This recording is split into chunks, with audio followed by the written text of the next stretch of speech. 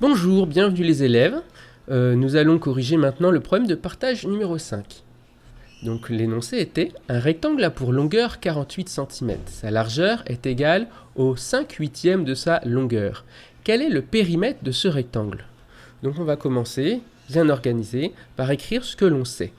Donc je rappelle, un périmètre correspond à la longueur totale des côtés d'un rectangle.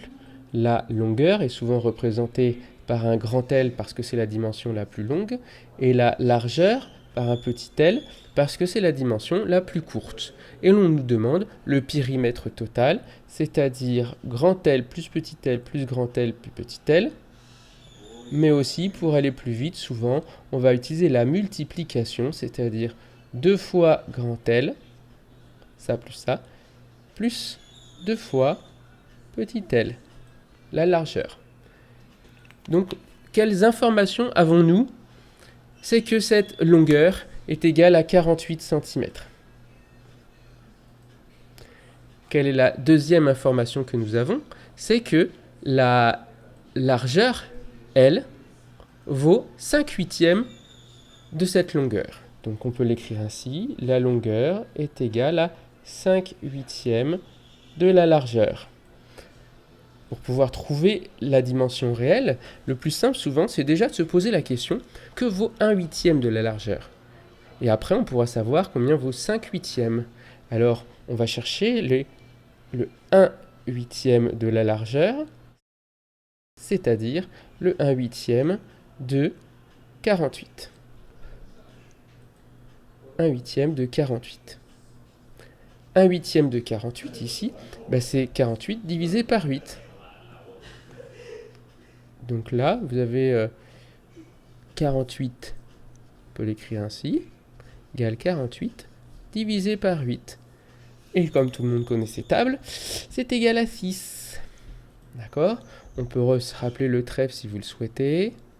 Le trèfle vous dit que 48 ici, si on le divise par 8, ça veut dire qu'on recherche qu'est-ce qu'on doit multiplier par 8 pour obtenir 48, c'est-à-dire 6. 6 fois 8, 48. Maintenant que l'on connaît 1/8 de la largeur, on sait que 5/8 de la largeur, ça sera 5 fois 6. Donc notre longueur est égale à 5 fois 6 cm. Voilà, c'est égal à 30 cm.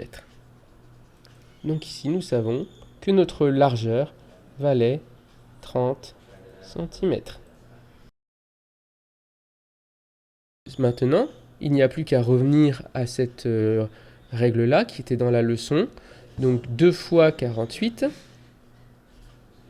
pour avoir les deux longueurs, plus 2 fois 30. Voilà, c'est ainsi que vous pourrez trouver le périmètre.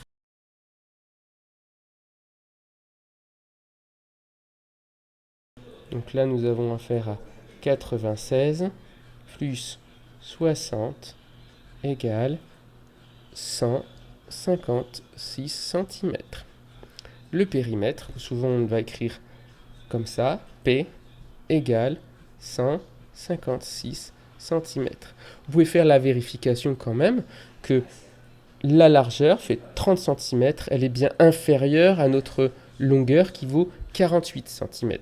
Petite vérification au cas où il y a eu une erreur de calcul. Et voilà. Donc vous n'oubliez pas de faire la phrase réponse.